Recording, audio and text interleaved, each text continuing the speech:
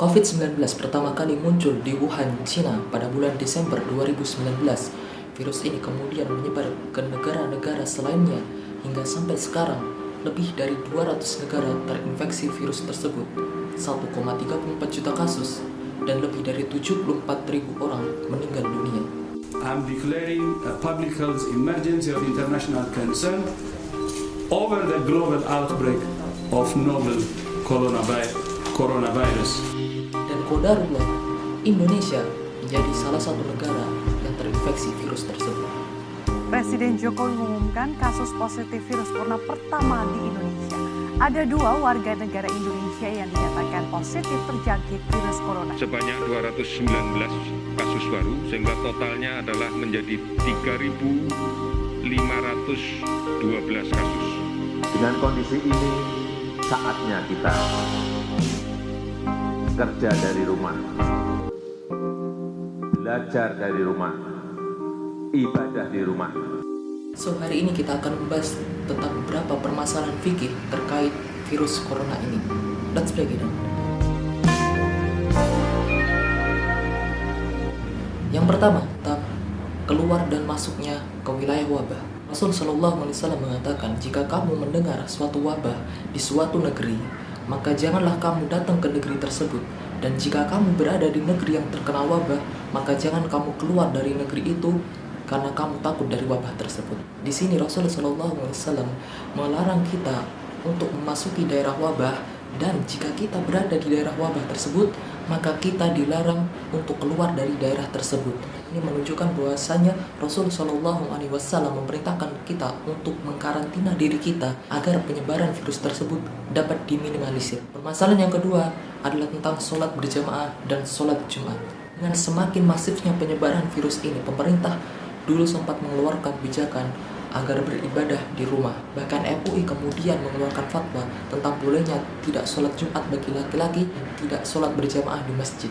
Ketika fatwa ini keluar, banyak orang-orang yang merasa dicurangi, banyak yang merasa ini fatwa tidak benar, merasa bahwasanya ini kepentingan pemerintah. Tidak.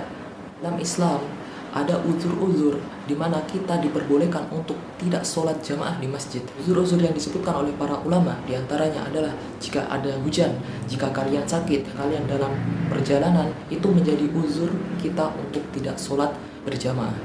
Mana kalau kita terkena air hujan, itu kita tidak apa-apa, kita nggak ada masalah. Ini sudah menjadi uzur kita, membolehkan kita untuk tidak sholat berjamaah, apalagi dengan virus corona yang jelas-jelas membahayakan, yang sudah ada korban di sana, maka ini menjadi uzur kita untuk tidak sholat berjamaah di masjid. Kemudian bagaimana dengan sholat Jumat?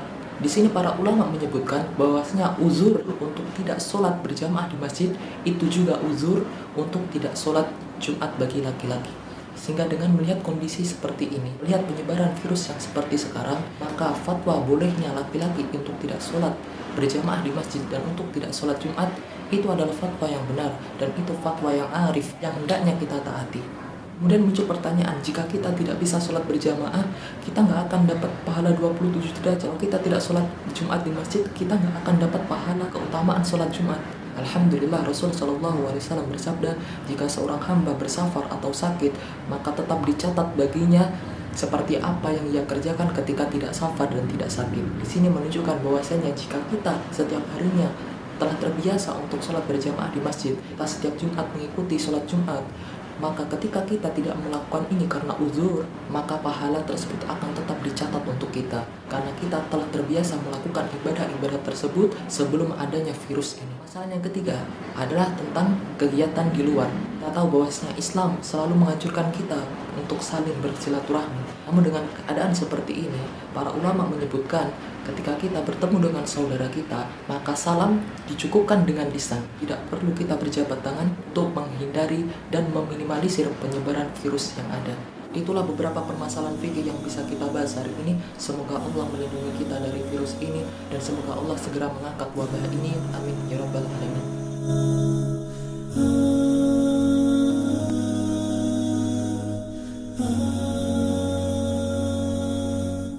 Asal